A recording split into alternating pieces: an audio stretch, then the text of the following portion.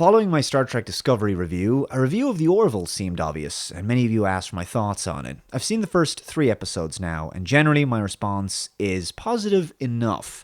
Going into this, I had some reservations. The trailers didn't grab me, but I figured it was pretty clever of Fox to commission a quasi-Star Trek parody when Netflix had just launched a dreary, dark, and lifeless reanimated corpse of a Star Trek spin-off in the form of Discovery. The beauty of parody, pastiche, and spoof comedy is that there's no pressure for it to outdo the original work it's sending up. It just has to be reasonably entertaining. The pressure is on Star Trek Discovery to perform as a worthy successor in the franchise. That being said, prior to watching the first episode of The Orville, I'd heard mixed reports from people on Twitter. Most seemed to enjoy it, but there was a number of folks who were disappointed, and I can understand why. I think people were expecting a show that contained Seth MacFarlane's trademark fast-paced Family Guy-style wit, along with a dose of Galaxy Quest. That's not really what this is. It's certainly a Star Trek-style spoof, and the show successfully mocks many of the cliches and conventions of the space sci-fi genre, but it's not really a parody in the strictest Galaxy Quest sense. This is a comedy drama inspired heavily by Star Trek, and that makes for a subtle difference. The trouble with this kind of show is that The Orville is obviously a derivative work, and therefore its identity is based upon a pre-existing property, which is constantly in the back of the viewer's mind. So it's obviously going to take some time for the show to establish its own sense of itself. But that's just my opinion. This is only the second time I've seen Seth MacFarlane in a live-action role, the first being A Million Ways to Die in the West, and I actually think The Orville suffers a little bit in the same way that movie did. I actually found the film to be entertaining enough, even though it didn't get particularly good reviews, but it's one of those movies where if you watch individual funny scenes and clips from the film, you find them funny, but when you put it all together, it doesn't quite work as a movie. The difference with The Orville being a series is that it can have a crap episode one week, and then it can put it all right the next week. The show isn't a rip-roaring belly laugh comedy. It's really just a lighthearted, fairly self-aware comedy sci-fi drama, and therefore your expectations have to be set accordingly. That said, it's a lot more fun to watch than Discovery, and genuinely feels like a truer successor to Star Trek canon, which should alarm CBS Paramount no end, considering their own product feels very divorced from its origin. The Orville mixes a classic Star Trek feel, but to me, it felt closer to something like Star Trek Voyager in tone, albeit better than Voyager. I especially felt this by the third episode, which is called About a Girl, which, given its bland moral quandary story and procedural courtroom scene at the end, felt like it could have been pulled right out of Voyager's 6th or 7th season. I enjoyed the pilot episode quite a bit, and the character of Captain Ed Mercer is a likable guy with relatable flaws. The idea of making his ex-wife his first officer feels more than a bit sitcomish, but it does create a few comedic and character-developing moments to be sufficiently acceptable. The rest of the cast make solid contributions, like Penny Johnson-Gerald, who plays the ship's doctor, Claire Finn, best known for playing Cassidy Yates on Star Trek Deep Space Nine. The stock, stoic alien character is Commander Bortus, a Moclan. He's a little bit Worf, a little bit Tuvok and Teal'c. Lieutenant Catan is a young security chief with super strength. The helmsman is the show's wacky idiot savant pilot and general wisecracking jerk, Lieutenant Molloy. His friend and co-navigator is Lieutenant John Lamar. And then there's an artificial life form called Isaac, from a race known for being a little bit racist.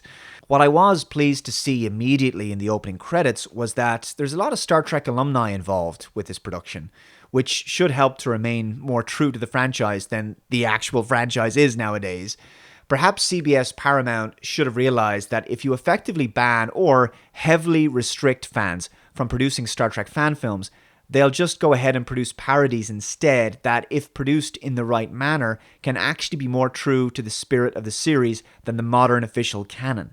MacFarlane, being a massive Star Trek fan, enlisted the help of long-term Star Trek writers, producers, and directors like Andre Bormanis, Brannon Braga, Robert Duncan McNeill, and Jonathan Frakes, and the show's tone, direction, cinematography, and pretty decent visual effects are much more in keeping with a 90s Star Trek series. In the first episode, the story is pretty rushed, given how the show has to establish the protagonist's backstory, introduce all the characters and the ship, and then the main plot, it really doesn't truly begin till the halfway point. This is, of course, no fault of the writers, it's just that they only had 1 hour of a pilot to work with. Thankfully, as this is a Star Trek parody, it doesn't really need to work hard to establish the universe. It's taken for granted that the viewer understands that the Union is basically a stand-in for the United Federation of Planets. Basically, the crew of the Orville have to stop the Krill from getting their hands on a piece of technology that can accelerate time within a fixed location.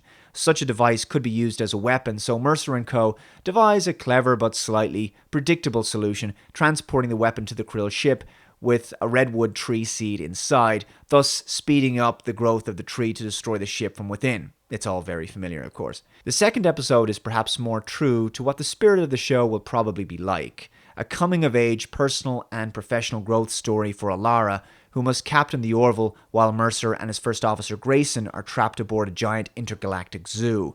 A simple and entertaining romp, not much surprise to be found, but it doesn't put too many feet wrong. McFarlane's comedy doesn't focus too much on making fun of the usual space sci-fi conventions we know and have come to expect. It does sometimes, but most of the jokes and interpersonal banter could really be inserted into any average sitcom, and I think that's why some people were a bit disappointed, but I think this is actually a good thing, because a show can't keep breaking the fourth wall without losing its credibility and preventing the audience from suspending their disbelief, so this was a good choice. The third episode, which I've mentioned, is the weakest of the three. Bortus's people, the Maclons, are all males, females are rarely born. So when he and his male partner give birth to a baby girl, they strongly consider gender reassignment surgery.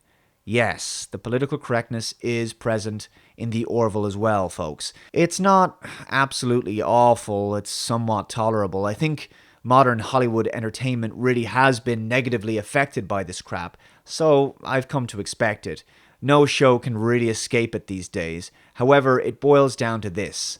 What TV shows have the least amount of this stuff? And when they do touch upon these subjects, how do they cover them?